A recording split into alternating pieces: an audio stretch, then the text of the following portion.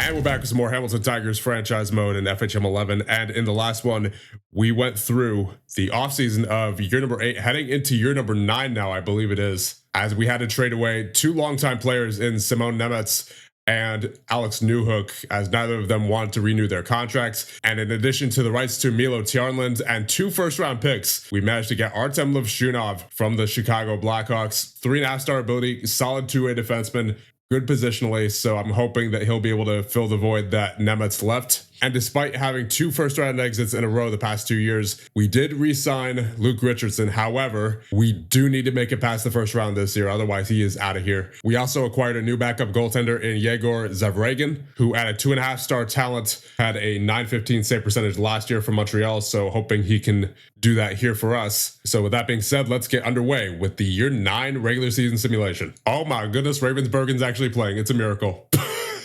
The first time in 3 seasons that he has played at the AHL level. And then prior to that, he also did not play for 3 seasons. So he's just getting his career started here at age 25. All right, so we're on January 1st now, roughly halfway through the season. We are currently 30-16, good enough for second in the division with 60 points. And we are currently 8th in the league. Now look at the team stats, goals for per game. We are 16th in the league with a 3.41. Goals against per game, however, we are 1st in the league with a 2.33. Gagin and Zavragan been doing a very good job, it seems. Face-offs were 17th in the league with a 50.4. Power play were 20th in the league with a 21.6. And penalty kill were 7th in the league with a 83.1. So really, a large portion of our success right now can probably be attributed to Gagin and Zavragan as we see the player stats. In goal, yeah, in 36 games played for Gagin, a .914 save percentage and 4 shutouts. And for Zavragan in 12 games played, a .938. All I can say is I hope they can keep that up going to the playoffs. That is my one concern as of right now. On defense, you have Harley with 28 points. Then you have Levshunov with 26. Lundqvist with 20. 13 for Juricek, 9 for Paniniemi and 23, 7 for Lundborg, and 6 for Hayden. And at forward, you have 46 points for Frundell. Really? This is a breakout season for him, it seems. Then you have Ryabkin with 36, Nemec with 33, Bjork only with 33 as well in 46 games played, so he's having a bit of a down season. Kirill Marchenko with 30. Then you have Nadeau with 27, Eklund with 26, 24 for Savoie, Farabee with 16, Bucher with 14, Mernieks with 13. Then you have Yagi with 8, Vic with 6, and Romano with 5. Now let's check out the growth of some of our guys in the AHL. Ravensburgen has actually been playing a decent amount of games, 26 games played, .912 save percentage, and possibly most remarkably, he's finally grown to a 2.5-star ability. So we'll see what happens with his future. Then we have Adam Mandel, who is now also up to a 2.5-star ability. Looks like a very well-rounded center there we could possibly call up in the future. And Timothy Kazda, who is also up to a 2.5-star ability. He started at a 2-star ability. It looks like he's having a much better time down there with that 75 grade and 34 points. So hopefully he'll be back on the NHL roster before we know it. But I think we'll leave him down there for right now. So let's see. Now, while I'm thinking of it, is there anybody I want to re-sign right now? Yeah, I'll re-sign Lundborg right now. I want to keep him around for the future. He's been a good defensive simulator. 4.3 for 3 years is what he wants. Oh, okay, that's like the minimum of what he'll accept. Yeah, okay, then I'll offer him that. And I think I'll wait on Gagin to see what his playoff performance is like. It says Niels Lundqvist apparently only wants roughly 4 mil. That is not what this screen says though, so not sure what to make of that. I doesn't seem the estimated demand lines up there. And then Savoie, according to this screen, at least he wants 5.5. Here he says 6.5. I think I'll hold off on Savoie. So I think Lundborg is the only guy I'll approach for right now. And so with that, I think we'll advance minimum to the trade deadline, if not to the end of the regular season. All right, we are at the trade deadline. We are currently 45-20-1, good enough for 3rd in the Atlantic Division. The Atlantic Division is certainly very competitive, at least within the top 3 with Buffalo, Montreal, and your Hamilton Tigers. And we are currently 5th in the league. So let's take a look at the team stats. Goals for per game, we are 8th in the league with a 3.61. Goals against per game, still at the top with a 2.42. Face-offs, we are 17th in the league with a 50.3. Power play, we are 17th in the league with a 21.5. And penalty kill, we're 6th in the league with an 82.7. Player stats, let's see. Goaltenders, Gagin in 52 games played with 4 shutouts and a .910 save percentage, and Zavragan in 16 with a .931 save percentage. So goaltending has been very consistent all year. We just, like I said before, we just gotta hope that they continue that in the playoffs. On defense, you have Levshunov with 40 points leading the way, Harley with 39, Lundqvist with 37, Juracek with 20, 15 for Lundborg and Hayden, and 10 for Pandiniemi in 29. And then at forward, you have Frundell with 60, Bjork with 55. He's picked up the pace a little bit from when we last checked.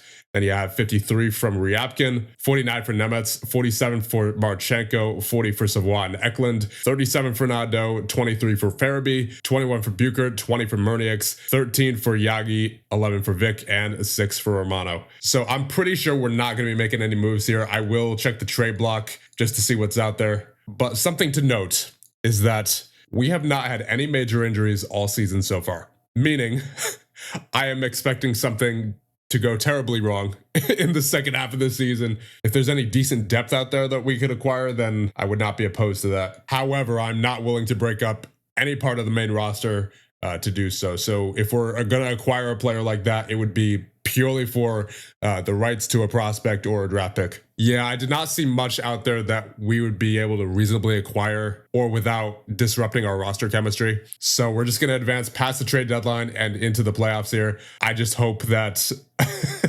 the injury bug can stay at bay like it has all season. But I just have a nasty feeling. So I hope that feeling proves to only be a feeling. Wait just a minute here.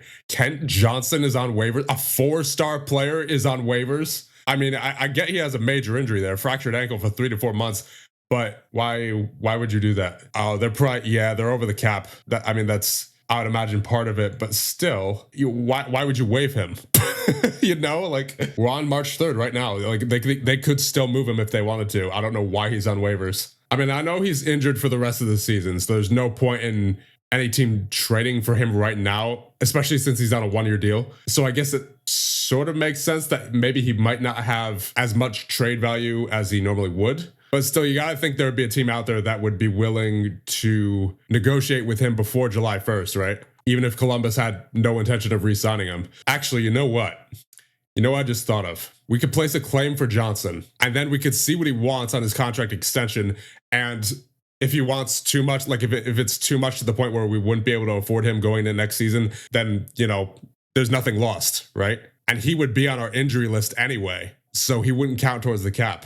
Yeah, you know what? I like that. I kind of like that. And the fact that, I mean, this is kind of bad. I mean, I know that he's got a fractured ankle there and he would definitely not be playing up to his ability, but his injury, according to this anyway, is not so bad to the point that he wouldn't be able to play. So we could always put him in there if we need to. If we get like a major injury, let's just say, hockey gods forbid, Viggo Bjork goes down with a major injury, like one worse than what Johnson has. We could throw Johnson in there as a temporary replacement in the playoffs if we have to. Because despite the fact that it's a fractured ankle for 3 to 4 months and frankly probably should be counted as a major injury, for whatever reason it's not. So we could technically still play him. I like that idea a lot. He could just sit on our injury list and play if we need him, sort of situation. And it's only a 1-year deal, so we wouldn't have to take him into next year if we can't afford it. Yeah, we are claiming Johnson right here, right now. Let's see if we get him. And there you go. Your Hamilton Tigers have claimed Kent Johnson off of waivers from Columbus. And you know what? Even with Johnson's cap hit on the roster, we are still slightly below the cap ceiling, so that works out. However, we are going to put him on the injury list for right now. And like I said, give him a little bit of time to actually recover and not use him unless we really need him, sort of situation. All right, we are at the end of the regular season. We have finished 55, 24, and 3, good enough for second in the Atlantic Division and third in the league. Let's take a look at the team stats. Goals for per game, we finished 6th in the league with 3.55. Goals against per game, we finished 1st in the league with a 2.44. Faceoffs, we finished 16th in the league with a 50.3. Power play, we finished 21st in the league with a 20%. And penalty kill, we finished 2nd in the league with an 84.4. Now time for the player stats. In goal, Zavragan in 20 games played had a 925 save percentage, and Gagin in 64 had a 911. So once again, very consistent in goal. We just gotta hope it carries over into the playoffs. As for skaters, you have Harley with 48 points,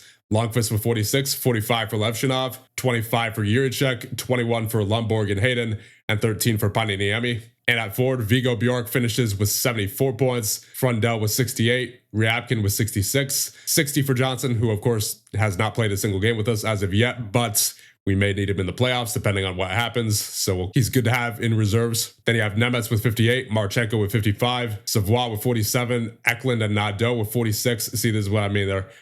Our top 6 forwards is already very good. So we didn't necessarily need Johnson, but he, like I said, is good to have around just in case we need him for this playoff run. Then you have Farabee and Murnieks with 25, Bucher with 24, Yagi with 18, Vic with 14, and Romano with 9. And we'll be facing the Montreal Canadiens in the first round of the playoffs, who were 55, 25, and 2. Very similar record to us. And by the looks of it, they have a pretty good roster there. Cole Caulfield, Ivan Demidov, Matt Schaefer, Slepkovsky, then you have Stankoven as well. But it's certainly nothing that we can't match up to, as we have a pretty good roster of our own. So I think we'll end things off here. And the next one, we will head into the Year 9 playoffs, starting out against the Montreal Canadiens.